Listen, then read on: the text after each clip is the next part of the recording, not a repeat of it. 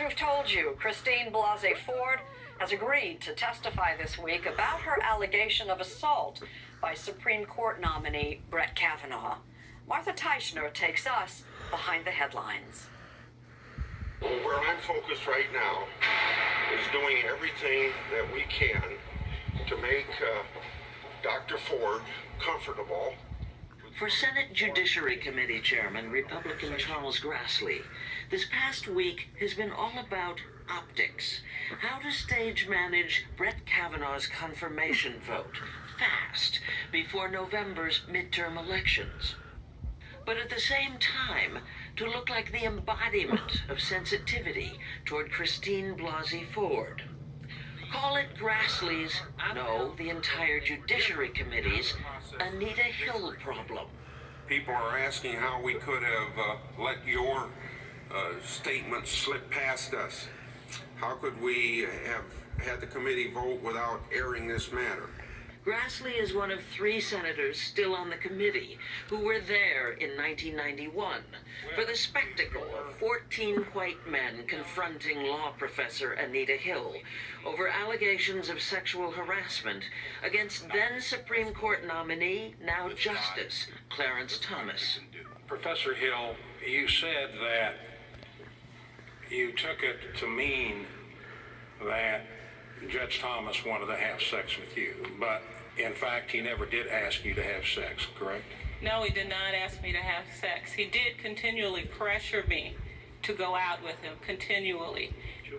Millions of women voters with long memories were offended. Are you a scorned woman? They had no idea how to handle this, and I have to say, I don't think they took it very seriously. Nina Totenberg, legal affairs correspondent for NPR, broke the Anita Hill story and is covering the replay.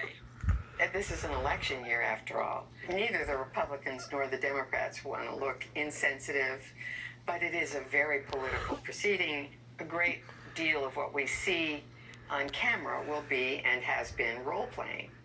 In the New York Times last week, Hill wrote that the Senate Judiciary Committee appears to have learned little from the Thomas hearing, much less the more recent Me Too movement.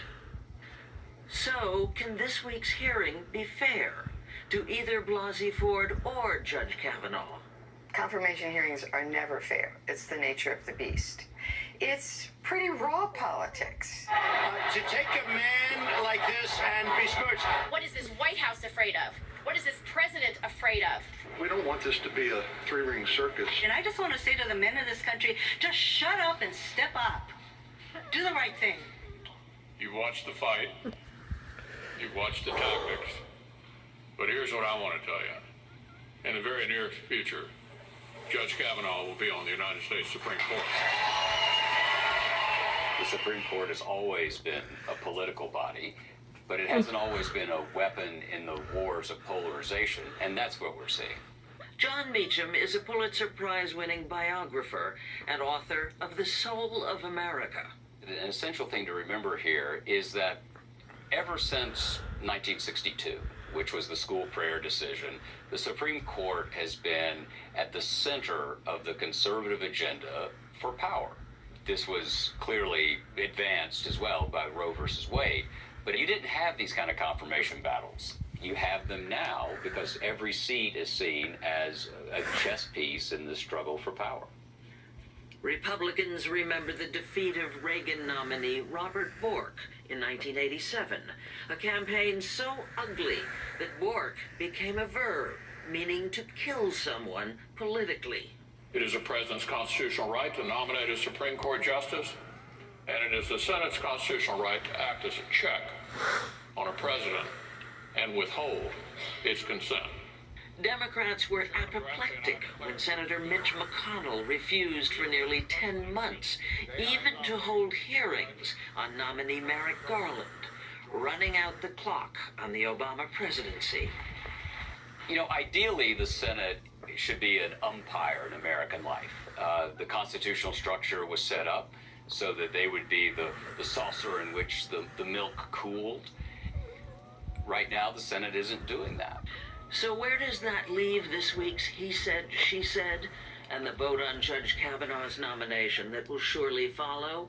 All these interests with an investment in the outcome are more interested in pressing ahead to rush a vote than they are in finding out the truth.